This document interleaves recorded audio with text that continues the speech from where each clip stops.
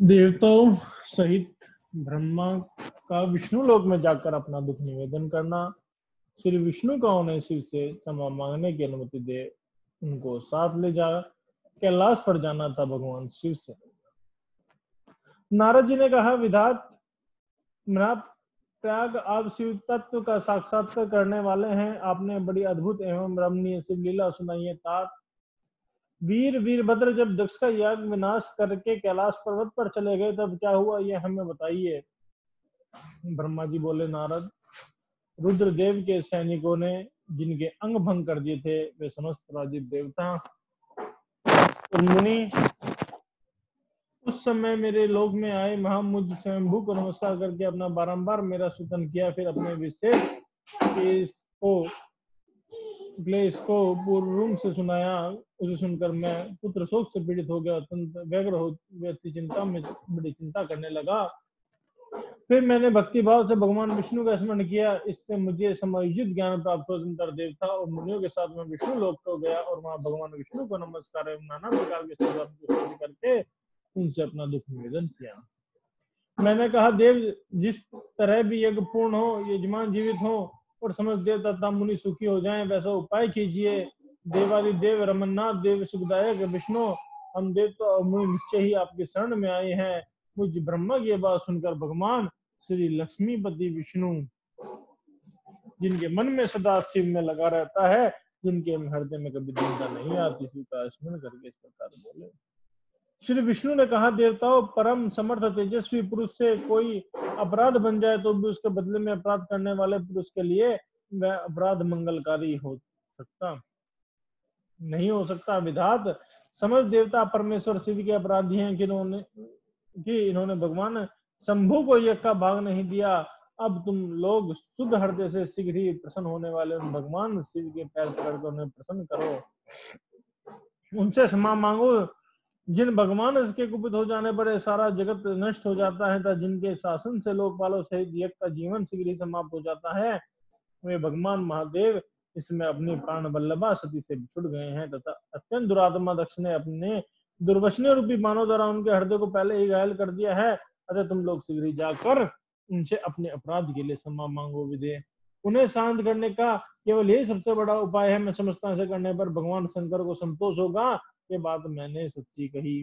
ब्राह्मण, मैं भी तुम लोगों के साथ शिव के निवास स्थान पर चलूंगा और उनसे क्षमा मांगूंगा। देवता आदि सहित मुझ ब्रह्मा को इस प्रकार का आदेश देकर श्री हरि ने देव गणों के साथ कैलाश के पर्वत पर जाने का विचार किया। अंतर देवता मुनि और प्रजापति आदि जिनके रूप ही हैं वे श्री हरि उन सबको साथ ले अपने वैकुंठ धाम से भगवान शिव के शुभ निवास गिरिश्रेष्ठ कैलाश को गए। कैलाश भगवान शिव को सदा ही अत्यंत प्रिय है।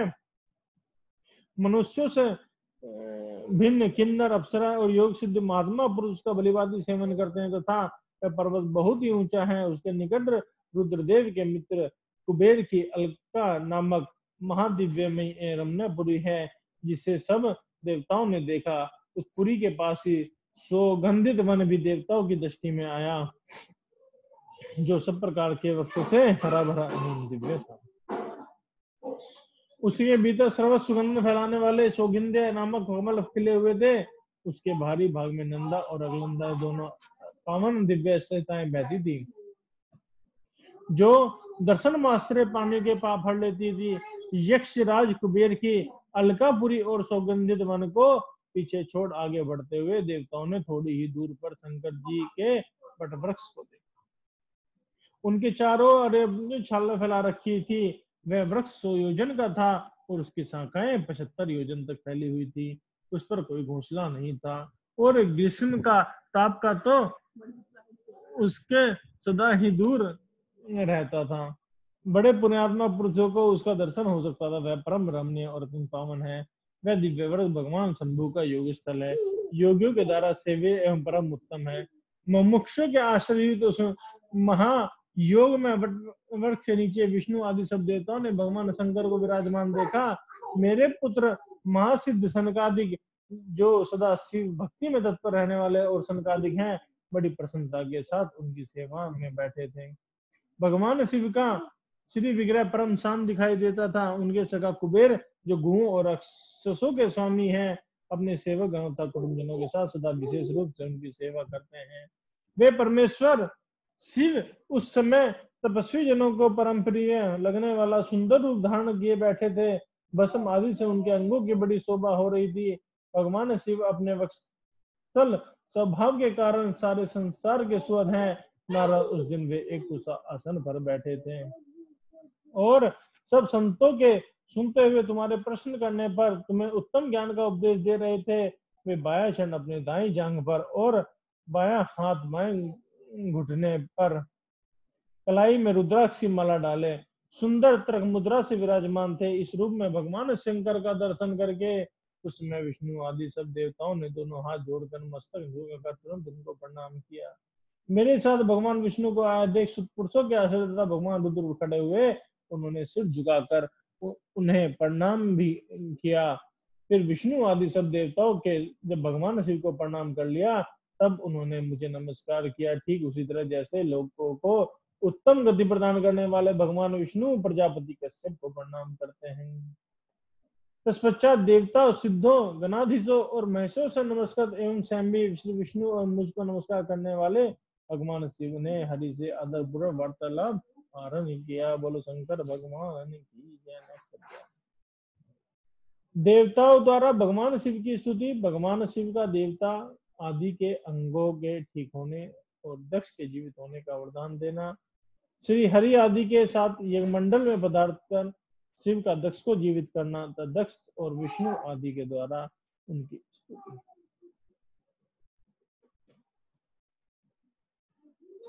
देवताओं ने भगवान शिव को अत्यंत विनय के साथ स्तुति करते हुए अंत में कहा, आप पर परमेश्वर परमात्मा परात्पर हैं, आप सर्वव्यापी विष्णुमूर्ति महेश्वर को नमस्कार है। आप विष्णु कल्पत्र विष्णु क्षेत्र भानु भैरव शरणागत वत्सल त्र्यंबक एवं विरहीनशील हैं। आप मृत्युंजय हैं, शोक भी आप ही का रूप है। आप त्रिगुण एवं गुणात्मा है। चंद्रमा सूर्य और अग्नि आपके नेत्र हैं।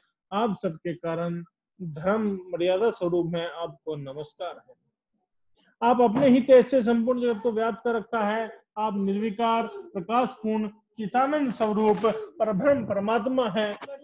परमेश्वर चिदानंद परमात्मा है। महेश्वर विष्णु इंद्र चंद्र आदि देवता मुनि आप ही से उत्पन्न हुए हैं, क्योंकि आप अपने शरीर को 8 भागों में विभक्त करके समस्त संसार का पोषण करते हैं, इसलिए अष्टमूर्ति कहलाते हैं। आप ही सबके आदि कारण करुणा में ईश्वर हैं। आपके भय से ये वायु चलती है। आपके भय से अग्नि जलाने का काम करती है। आपके भय से सूर्य तपता है और आप ही भय से मृत्यु सब उड़ती फिरती है। दया सिंधु महेश्वर परमेश्वर प्रसन्न होइए। हम नष्ट और अचेत हो रहे हैं, अतः सदा हमारी रक्षा कीजिए। नाथ करुणा निधे शंभो, आपने अब तक नाना प्रकार की आपत्तियों से जिस तरह हमें सदा सुरक्षित रखा है, उसी तरह आज भी आप हमारी रक्षा कीजिए। नाथ दुर्गेश, आप शीघ्र कृपा करके इस अपूर्ण यज्ञ का और प्रजापति दक्ष का भी उद्धार कीजिए। भृगु को अपनी आंख मिल जाए, यजमान दक्ष जीवित हो जाए, पूषा के दांत जम जाएं और भृगु की दाढ़ी मूछ पहले जैसी हो जाए। शंकर आयुधों और पत्थरों की वर्षा से जिनके अंग भंग हो गए हैं, उन देवता आदि पर आप सदा अनुग्रह करें, इससे उन्हें पूर्ण आरोग्य प्राप्त हो। नाथ, यज्ञ कर्म पूर्ण होने पर जो शेष रहे वह सब आपका पूरा पूरा भाग हो, उसमें और कोई हस्तक्षेप न करें। रुद्रदेव, आपके भाग से ही यज्ञ पूर्ण हो, अन्यथा नहीं। ऐसा कहकर मुझे ब्रह्मा के साथ सभी देवता अपराध क्षमा कराने के लिए उद्यत हो हाथ जोड़ भूमि पर दंड के समान पड़ गए। ब्रह्मा जी कह रहे हैं, नारद, मुझे ब्रह्मा लोकपाल प्रजापति तथा मुनियों से श्रीपति विष्णु के अनुनय विनय करने पर परमेश्वर शिव प्रसन्न हो गए। देवताओं को आश्वासन दे हंसकर उन पर परम अनुग्रह करते हुए करुणानिधि परमेश्वर शिव ने कहा, श्री महादेव जी बोले, सुश्रेष्ठ ब्रह्मा और विष्णु, आप दोनों सावधान होकर मेरी बात सुनिए। मैं सब कहता हूँ तात, आप दोनों मेरी सभी बातों को मैं सदा मानना है। दक्ष के यज्ञ का विध्वंस मैंने नहीं किया है। दक्ष स्वयं ही दूसरों से द्वेष करते हैं। दक्ष दूसरों के प्रति जैसा बर्ताव किया जाए वह अपने लिए ही फलित होगा। अतः ऐसा कर्म कभी नहीं करना चाहिए जो दूसरों को कष्ट देने वाला हो। दक्ष का मस्तक जल गया है, इसलिए इनके सिर के स्थान में बकरे का सिर जोड़ दिया जाए। भग देवता मित्र अपनी आंख से यज्ञ भाग को देखें। तात पूसा नामक देवता जिनके दांत टूट गए हैं, यजमान के दांतों से भली भांति पिसे गए यज्ञाक्ष से भक्षण करें, यह मेरी सच्ची बात बताई है। मेरा विरोध करने वाले भृग की दाढ़ी के स्थान में बकरे की दाढ़ी लगा दी जाए।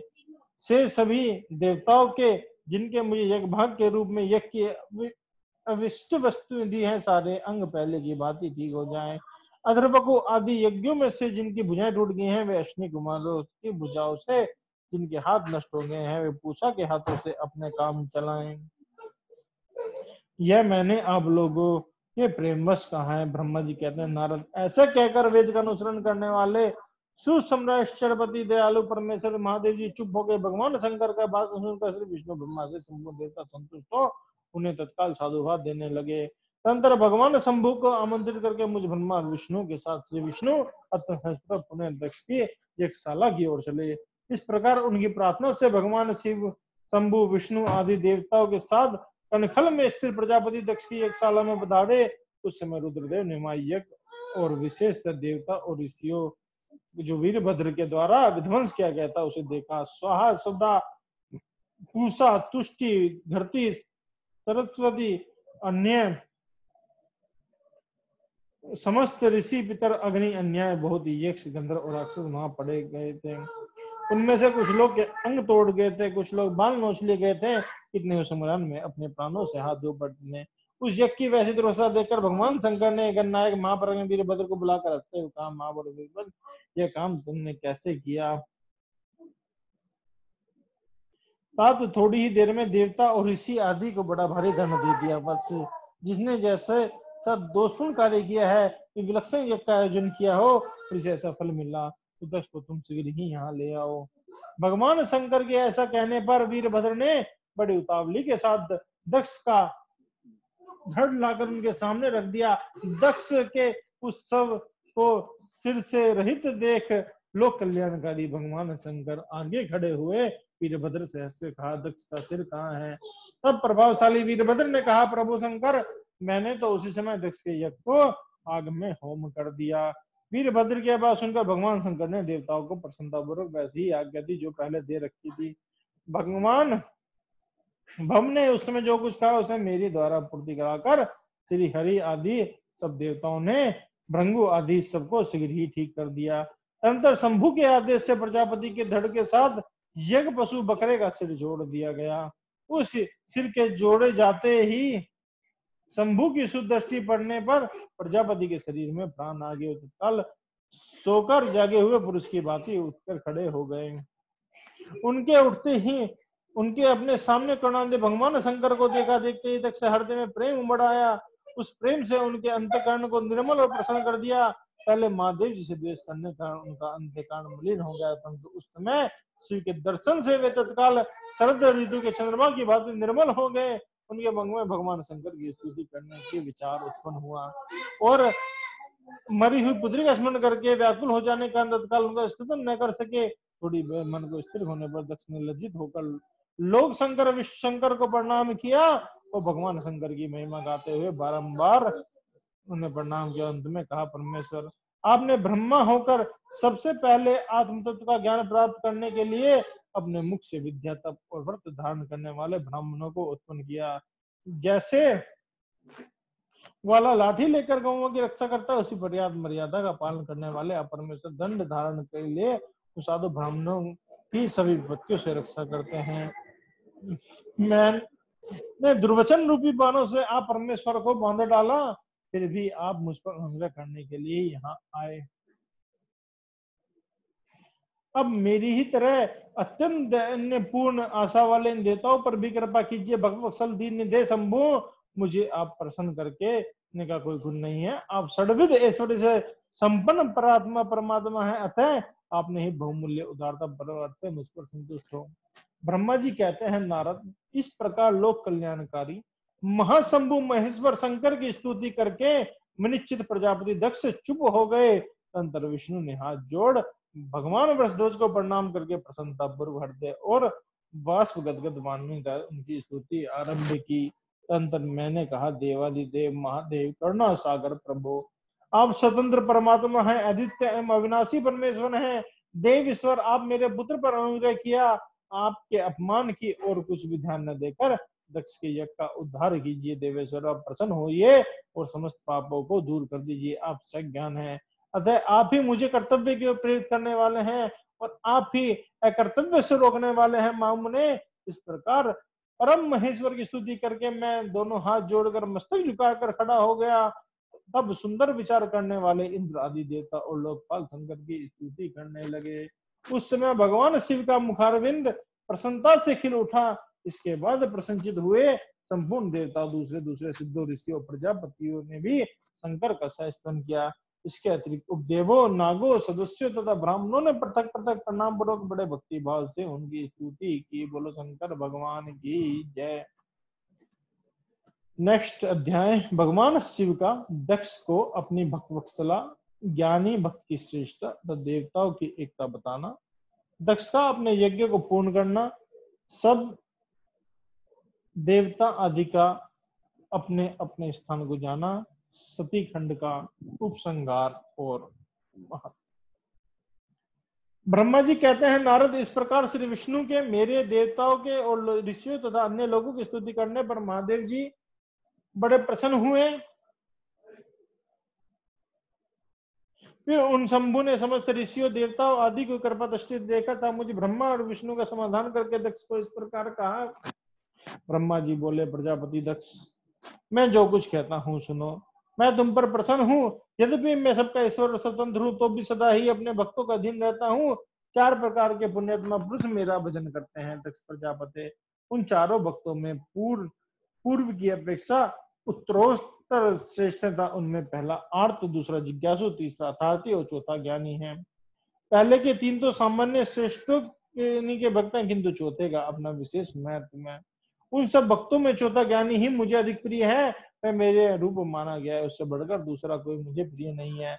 यह मैं सत्य सत्य कहता हूँ। मैं आत्मज्ञ हूँ, वेद वेदांत परमगामी विद्वान, ज्ञान के द्वारा मुझे जान सकते हैं। जिनके बुद्धि मन है, वे ही ज्ञान के बिना मुझे पाने का प्रयत्न करते हैं। कर्म के अधीन हुए मुझे मानव मुझे वेद यज्ञ दान तपस्या से कभी नहीं पा सकते। अतः दक्ष, आज से तुम बुद्धि के द्वारा मुझ परमेश्वर को जानकर ज्ञान का आश्रय समाहित होकर कर्म करो। प्रजापति, तुम उत्तम बुद्धि के द्वारा मेरी दूसरी बात भी सुनो। मैं अपने सगुण स्वरूप के विषय में भी इस गोपनीय रहस्य को धर्म की दृष्टि से तुम्हारे सामने प्रकट करता हूँ। जगत का परम कल्याणकारी मैं ही ब्रह्मा और विष्णु हूँ।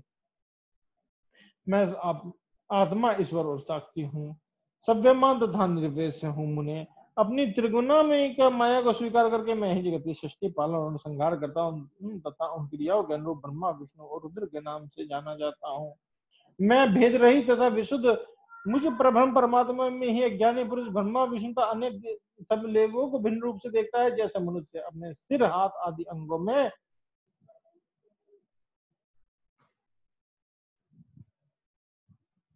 ये मुझसे भिन्न है, ऐसे प्राज्ञ बुद्धि कभी नहीं करता। उसी तरह मेरा दक्ष प्राणी मात्र में मुझसे भिन्नता नहीं करता। दक्ष, मैं ब्रह्मा और विष्णु तीनों तो एक ही है और हम ही संपूर्ण जीव रूप में समझकर जो हम तीनों देवताओं में भेद नहीं करता, वही शांति प्राप्त करता है। जो नारधर्म हम तीनों देवताओं में भेद बुद्धि रखता है, वह निश्चय ही जब तक चंद्रमा तारे हैं जब तक नरक में निवास करता है। दक्ष, यदि कोई मेरा विष्णु भक्त होकर मेरी निंदा करेगा और मेरा भक्त होकर विष्णु की निंदा करेगा, तो तुम्हें ये पूर्वोत्तर उन्हीं दोनों को प्राप्त होंगे। निश्चय ही उन्हें तत्वज्ञान की प्राप्ति नहीं हो सकती है। ब्रह्मा जी कहते हैं, मुने, भगवान महेश्वर के सुखदायक वचन को सुनकर सब देवता मुनि आदि उस अवसर पर बड़ा हर्ष हुआ। कुटुंब सहित दक्ष बड़ी प्रसन्नता के साथ शिव भक्ति में तत्पर हो गया। वे देवता आदि भी शिव को ही सर्वेश्वर जान भगवान शिव के भजन में लग गए।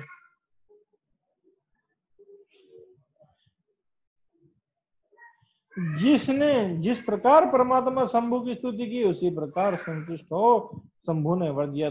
मुने, तंत्र भगवान शिव की आज्ञा पाकर प्रसन्नचित हुए शिव भक्त दक्ष ने यही अनुग्रह से अपना यज्ञ पूर्ण किया। उन्होंने देवताओं को तो एक भाग दिए ही, शिव को भी पूर्ण भाग दिया, साथ ही ब्राह्मणों को दान दिया। इस तरह उन्हें शंभु का अनुग्रह प्राप्त हुआ। इस प्रकार महादेव जी उस महान कर्म के विधिपूर्वक संप्रदिष्ट किया। प्रजापति ने ऋतुज के सहयोग से उस क्रम को विधिवत समाप्त किया। मुनीश्वर, इस प्रकार प्रभम रूप शंकर के प्रसाद से यह दक्ष का यज्ञ पूरा हुआ। तदनंतर सब देवता और ऋषि संतुष्ट हो भगवान शिव के यश का वर्णन करते हुए अपने अपने स्थान को चले गए। दूसरे लोग भी उसी वहां से सुखपूर्वक विदा हो गए। मैं और श्री विष्णु भगवान भी अत्यंत प्रसन्न हो भगवान शिव के समंगलदायक श्रेष्ठ का निरंतर गान करते हुए अपने अपने स्थान को चले गए। सत्पुरुषों के आश्रयभूत महादेव जी दक्ष से सम्मानित हो प्रीति और प्रसन्नता के साथ गणों के सहित अपने निवास स्थान कैलाश को चले गए। अपने पर्वत पर आकर शंभु ने अपनी प्रिय सती का स्मरण किया और प्रधान प्रधान गणों से उनकी कथा कही। इस प्रकार दक्ष कन्या सती यज्ञ में शरीर को त्याग कर फिर हिमालय की पत्नी मैना के गर्भ से उत्पन्न हुई, यह बात प्रसिद्ध है। फिर वह तपस्या करके गौरी शिवा ने भगवान शिव को पति रूप में प्राप्त किया। वे उनकी वामांग में स्थान पाकर अद्भुत लीलाएं करने लगे। नारद, इस तरह मैंने तुमसे सती के परम अद्भुत दिव्य चरित्र का वर्णन किया, जो भोग और मोक्ष देने वाला है तथा संपूर्ण कामनाओं को पूर्ण करने वाला है। उस उपाख्यान को दूर करने वाला पवित्र पावन है। स्वर्ग यज्ञ आयु देने वाला, पुत्र पौत्र रूप फल प्रदान करने वाला, तात जो भक्ति में पुरुष भक्ति भाव से लोगों को यह कथा सुनाता है, वह इस लोक में संपूर्ण कर्मों का फल प्राप्त कर परलोक में परम गति को प्राप्त कर लेता है। और बोलो शंकर भगवान की जय। रुद्र संहिता का सती खंड संपूर्ण। रुद्र संहिता तृतीय पार्वती खंड। हिमालय के स्थावर जंगम द्विविध स्वरूप एवं दिव्य का वर्णन। मेना के साथ उनका विवाह, तब मेना आदि को जन्म में प्राप्त हुए सनकादि के साथ विवाह करता था।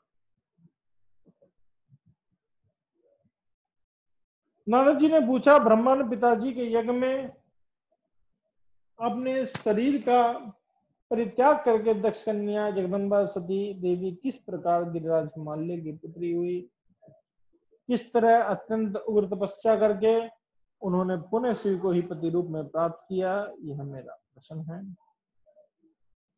आप इस पर भलीभांति और विशेष रूप से प्रकाश डालिए। ब्रह्मा जी ने कहा, मुने नारद, तुम पहले पार्वती जी के माता के जन्म, विवाह और अन्य भक्तिपूर्वक पावन चरित्र सुनो।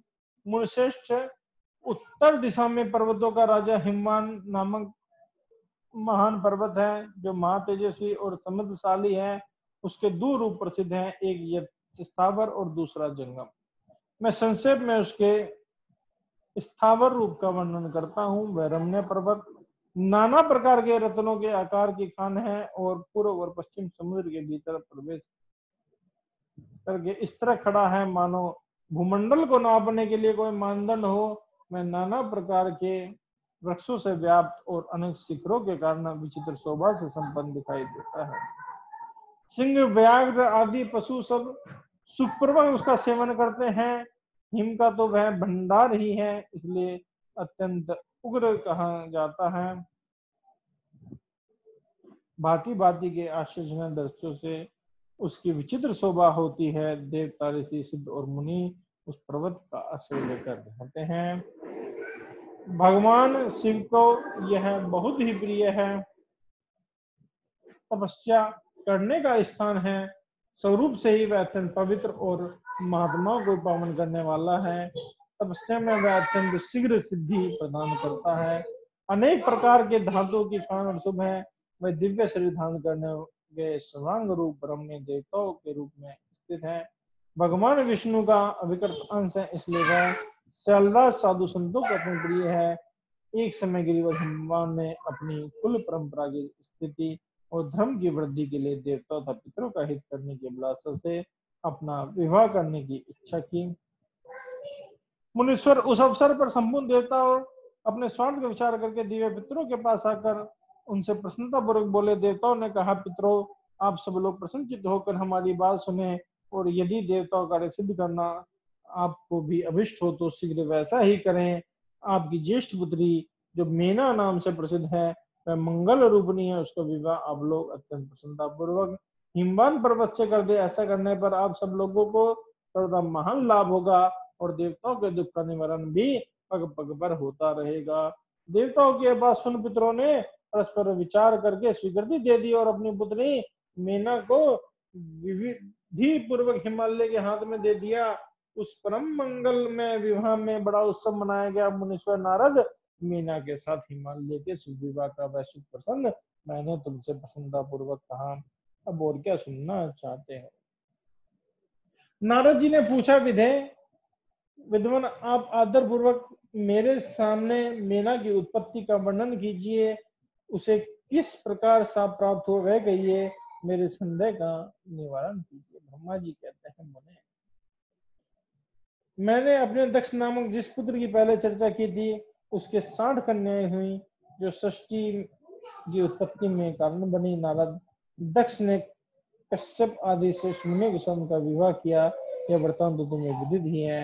अब प्रस्तुत विषय को सुनो। उन कन्याओं में एक सुधा नाम की कन्या थी जिसका विवाह उन्होंने पितरों के साथ किया। सुधा की 3 पुत्रियां थी जो सौभाग्यशालिनी तथा धर्म की मूर्ति थी। उनमें ज्येष्ठ पुत्री का नाम मीना था, मंजली धन्या के नाम से प्रसिद्ध थी और सबसे छोटी कन्या का नाम कलावती रखा। मेरी सारी कन्याएं पितरों की मान की सी पुत्री थी, उनके मन से प्रकट हुई थी। इनका जन्म किसी माता के गर्भ से नहीं हुआ था, अतः ये अयोनिजा थी, केवल लोक व्यवहार से सुधा की पुत्री मानी जाती थी। इनका सुंदर नामों का कीर्तन करके मनुष्य संपूर्ण अभिष्ट को प्राप्त कर लेता है। ये सदा संपूर्ण जगत की वंदनीय लोक माताएं हैं और उत्तम अभुज्य से सुशोभित रहती हैं। सबकी परम योगिनी, ज्ञान निधि तथा तीनों लोकों में सर्वत्र हो जा सकने वाली है। मुनीश्वर, एक समय वे तीनों बहनें भगवान विष्णु के निवास स्थान श्वेतद्वीप में उनका दर्शन करने के लिए गई। भगवान विष्णु को प्रणाम करके भक्ति पूर्वक उनकी स्तुति की। वे उन्हीं की आज्ञा से वहां ठहर गई। उस समय वहां संतों का बड़ा भारी समाज एकत्रित हुआ था। मुने उसी अवसर पर मेरे पुत्र सनकादिक ऋषिगण भी वहां गए और श्री हरि की वंदना स्तुति की करके उन्हीं की आज्ञा से वहां ठहर गए। सनकादिक मुनि देवताओं के आदि पुरुष तथा संपूर्ण लोगों से संबंधित हैं। वे जब वहां आकर खड़े हुए उस समय श्वेतद्वीप के सब लोग उन्हें प्रणाम करके खड़े हो गए, परंतु ये तीनों बहनें उन्हें देखकर भी इस संत कुमार ने उनको मर्याद रक्षात उन्हें स्वर से दूर होकर नर स्त्री बनने का श्राप दे दिया। फिर उनके प्रार्थना करने पर प्रसन्न हुए, बोले, संत कुमार ने कहा, पितरों की तीनों कन्याओं, तुम प्रसन्नचित होकर मेरी बात सुनो। यह तुम्हारे शोक का नाश करने वाली, शुद्धा तुम्हें सुख देने वाली है। तुम में से जो ज्येष्ठ है वह भगवान विष्णु की अंशभूत हिमालय गिरी की पत्नी हो। उनकी जो कन्या होगी वह पार्वती के नाम से विख्यात होगी। पितरों की जो दूसरी कन्या योगिनी धन्य राजा जनक की पत्नी होगी, उनकी कन्या के रूप में महालक्ष्मी अवतरित होंगी, उसका नाम सीता होगा। इसी प्रकार पितरों की छोटी पुत्री कलावती द्वापर के अंतिम भाग में वैश्यभानु वैश्य की पत्नी होगी और उनकी पुत्री राधा के नाम से प्रसिद्ध होगी। योगिनी मीना पार्वती जी से वरदान पाकर से अपने पति के साथ उसी शरीर से कैलाश नामक परम पद को प्राप्त हो जाएंगी। धन्य उनके पति जनक कुल में उत्पन्न हुए जीवनमुक्त महायोगी राजा शीलध्वज लक्ष्मी स्वरूपा सीता जी से प्रभाव से वैकुंठ धाम में जाएंगे। ब्रजभानु के साथ वैवाहिक मंगल संपन्न होने का जीवन मुक्त योगिनी कलावती भी अपनी कन्या राधा के साथ गोलोक धाम में जाएंगी, इसमें कोई संशय नहीं है। विपत्ति में पड़े बिना कहाँ जिनकी महिमा प्रकट होती है। उत्तम कर्म करने वाले पुरुषों के संकट जब टल जाता है तब उन्हें दुर्लभ सुख की प्राप्ति होती है। अब तुम लोग प्रसन्नता पूर्वक मेरी दूसरी बात भी सुनो, जो सदा सुख देने वाली है। मीना की पुत्री जगदम्बा पार्वती देवी अत्यंत उसे तप करके भगवान शिव की पत्नी बनेगी। धन्या की पुत्री सीता भगवान श्री राम जी की पत्नी होगी और अक्षर का आश्रय सीता नाम के साथ विहार करेगी। साक्षात गोला क्लास करने वाले श्री राधा ही कलावती की पुत्री में उत्पन्न होगी। ये गुप्त समय में बंद कर श्री कृष्ण की प्रियतमा बनेंगी। ब्रह्मा जी कहते हैं, नारद, इस प्रकार श्राप के ब्याज से दुर्लभ वरदान देकर सबके द्वारा प्रशंसित भगवंत संत कुमार मुनि भाइयों सहित ही अंतर ध्यान हो गया। पुत्रों के मानसी पुत्री वे तीनों बहनें इस प्रकार मुक्त हो सुख पाकर तुरंत अपने घर को चली गई। बोलो शंकर भगवान की जय। नेक्स्ट अध्याय, देवताओं का हिमालय के पास जाना, उनसे सकृत हो उन्हें उमा राधन की विधि बता, स्वयं भी एक सुंदर स्थान में जाकर उनकी। नारद जी बोले, महामते, अपने मेना के पूर्वजन्म की शुभ एवं अद्भुत कथा कही, उनके विवाह का प्रसंग भी मैंने सुना। अब आगे के उत्तम चरित्र का वर्णन कीजिए। ब्रह्मा जी ने कहा, नारद जब मेना के साथ विवाह करके हिमवान अपने घर को गए, तब तीनों लोगों में बड़ा भारी उत्सव मनाया गया। हिमालय भी अत्यंत प्रसन्न हो मेना के साथ सुखपूर्वक सदन में निवास करने लगे। मने उस समय श्री विष्णु आदि समय देवता महात्मा मुनि गिरिराज के पास गए। उस समय देवताओं को देख महान गिरी हिंदुओं ने प्रसन्नतापूर्वक उन्हें प्रणाम किया और अपने भाग्य की सराहना की और भक्ति भाव से उनका सादर कर हाथ जोड़ मस्तक झुकाकर वे बड़े से स्तुति करते उद्धत हुए। शैलराज के शरीर में महान रोमांच हो गया, उनके नेत्र प्रेम से आंसू बहने लगे। उन्हें हिमशैल ने प्रसन्न मन से अत्यंत प्रेम पूर्वक प्रणाम किया और विनीत भाव से खड़े हुए विष्णु आदि देवताओं से कहा। हिमराज बोले, आज मेरा जन्म सफल हो गया, मेरी बड़ी भारी तपस्या सफल हुई, आज मेरा ज्ञान सफल हो गया, आज मेरी सारी कन्याएं सफल हो गई, आज मैं धन्य हुआ, मेरी सारी भूमि धन्य हुई, मेरा कुल धन्य हुआ, मेरी स्त्री धन्य था, मेरा सब कुछ धन्य होगा। इसमें कोई संशय नहीं, क्योंकि आप महान सब देवता मिलकर एक साथ यहाँ पधारे हैं। मुझे अपना सेवक समझकर प्रसन्नता पूर्वक उचित कार्य की आज्ञा दीजिए। हिमगिरी का वचन सुनकर वे सब देवता हुए, अपने कार्य की सिद्धि मानते हुए बोले। देवताओं ने कहा, महाप्रज्ञ हिमाचल, आप हमारा हितकारक वचन सुनो। आप सब लोग जिस काम के लिए आए हैं उसे प्रसन्नता पूर्वक बता रहे हैं। गिरिराज, पहले जो जगदम्बिका उमा दक्ष कन्या सती के रूप में प्रकट हुई थी और रुद्र पत्नी होकर सुदीर्घ काल तक इस भूषण पर क्रीड़ा करते, वही अंबिका सती अपने पिता के अनादर पाकर अपनी प्रतिज्ञा का स्मरण करके के शरीर त्याग अपने परम धाम को पधार गई। वह कथा लोग में विख्यात है और तुम्हें भी विदित है। यदि वे सती पुनः तुम्हारे घर में प्रकट हो जाए तो देवताओं का महान लाभ हो सकता है। ब्रह्मा जी कहते हैं, श्री विष्णु आदि देवताओं के वश में गिरिराज हिमालय मनी मन प्रसन्न हो। आदर से झुक बोले, प्रभु ऐसा हो तो बड़े सौभाग्य की बात है। तंत्र देवता उन्हें बड़े आदर से उमा को प्रसन्न करने की विधि बताकर सदा महाशिव पत्नी उमा के शरण में गए। एक स्थान, सुंदर स्थान में स्थित हो समस्त देवताओं ने जगदम्बिका का स्मरण किया और बारंबार प्रणाम किया और वे श्रद्धापूर्वक उनकी स्तुति करने लगे। देवता बोले, शिवलोक में निवास करने वाले देवी उमे जगदम्बिका सदा शिव दुर्गे महेश्वरी, हम लोग नमस्कार करते हैं। आप पावन शांत स्वरूप श्री शक्ति हैं, पावन पुष्टि हैं, अव्यक्त प्रकृति और महातत्व हैं। ये आपके ही रूप हैं। हम भक्ति पूर्वक आपका नमस्कार करते हैं। आप कल्याणकारी सीमा हैं, आप भी कल्याणकारी हैं। आप शुद्ध स्थूल सूक्ष्म और सबका आश्रय हैं। अंतर विद्या सुविद्या से संपन्न रहने वाली देवी, आपको हम नमस्कार करते हैं। आप श्रद्धा हैं, आप घृति हैं, आप ही श्री हैं, आप सब में व्याप्त रहने वाले देवी, आप ही सूर्य की किरण हैं, आप ही आपको प्रशंस करने वाले देवी हैं। ब्रह्मांड के शरीर में जगत के जीवन में रहकर जो ब्रह्मा से लेकर त्रिभुवन संपूर्ण जगत की सृष्टि करते हैं, उन देवी को हम नमस्कार करते हैं। आप भी वेद मात्रा गायत्री हैं, आप भी सावित्री हैं, आप ही सरस्वती हैं, आप ही संपूर्ण जगत की वार्ता नामक व्रती हैं, आप ही धर्म स्वरूप वेदरती हैं, आप ही संपूर्ण भूतों में निंद्रा बनकर रहती हैं। उनकी शुद्ध और तृप्ति भी आप ही हैं। आप ही तृष्णा कांति छवि तुष्टि हैं, सदा संपूर्ण आनंद को देने वाली आप ही पुण्यकर्ताओं की हैं, लक्ष्मी बनकर रहती हैं। और आप ही पापियों के घर सदा ज्येष्ठ लक्ष्मी की बड़ी बहन दरिद्रता के रूप में नमस्कार करती हैं। आप ही संपूर्ण जगत की शांति हैं, आप ही धारण करने वाले धात्री प्राणों का पोषण करने वाली शक्ति हैं। आप ही पांच भूतों के साथ तत्व को प्रकट करने वाली तत्रूपा हैं। आप ही नीतियों के नीति व्यास व्यवसाय रूपणी है, आप ही सामवेद की गति हैं, आप ही ग्रंथि हैं, आप ही यजु मंत्रों की आहुति है, ऋग्वेद की माता, अर्धदेव की परम गति भी आप ही हैं। जो प्राणियों के नाक का नेत्र भुज और वक्षस्थल है, हृदय में गति रूप से स्थित हो, सदा ही उनके लिए सुख का विस्तार करती हैं। जो निंद्रा के रूप में संसार के लोगों को दुर्लभ प्राप्ति होती है, वे देवी उमा जगत की स्थिति पालन के लिए हम पर प्रसन्न हुई है। इस प्रकार जगत जननी सती साध्वी महेश्वरी उमा की स्तुति करके अपने हृदय में सब देवता दर्शन के लिए वहां खड़े हो गए।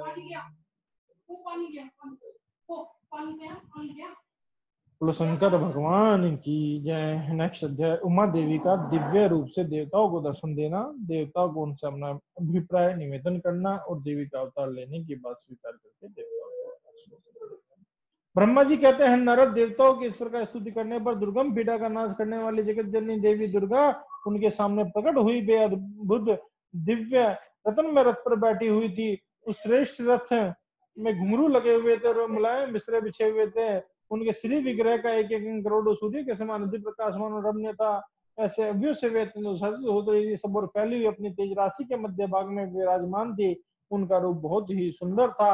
उनकी छवि की कहीं तुलना नहीं थी। सदाशिव के साथ विलास करने वाली उन महामाया का किसी के समान क्षमता नहीं थी। शिवलोक में निवास करने वाली वे देवी त्रिविध जिनमें गुणों से युक्त थी। प्राकट्य गुणों का अभाव होने के कारण निर्गुणा कहा जाता था। वे नित्य रूपा है। वे दुष्ट वचन को करने वाली चंडी कहलाती हैं, परंतु स्वयं रूप से शिवा कल्याण में ही है। सबकी संपूर्ण पीड़ाओं का नाश करने वाला संपूर्ण जगत की माता है। वे ही प्रलय काल में महान इंद्रा होकर सबको अंग में सुला लेती हैं। वही सज्जनों भक्तों का संसार सागर से उद्धार कर देते हैं। शिवा देवी की तेजो राशि के प्रभाव से देवता उन्हें अच्छी तरह देख न सके, तब उनके दर्शन की अभिलाषा देवता ने फिर दर्शन किया। तब दर्शन की इच्छा रखने वाले विष्णु आदि उन देवताओं के दिन देकर पाकर वहां स्पष्ट दर्शन कर सके। इसके बाद देवता बोले, अंबिके महादेवी, हम सब आपके दास हैं। आप प्रसन्नता पूर्वक हमारा निवेदन सुनिए। पहले आप दक्ष के पुत्र से अवतरित होकर लोक में रुद्र देवी की वल्लभा हुई थी।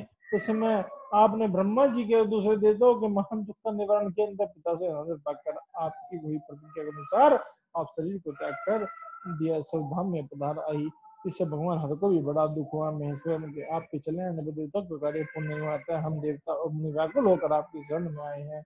मैसानी शिवे, आप देवताओं का मोर पूर्ण कीजिए, जिससे सनत कुमार का वचन सफल हो। देवी, आप भूतल पुण्य महारुद्र देव की पत्नी हो जाए और ये ऐसी लीला कीजिए जिससे देवताओं को सुख प्राप्त। देवी, इससे कैलाश पर्वत पर निवास करने वाले रुद्रदेव भी सुखी होंगे।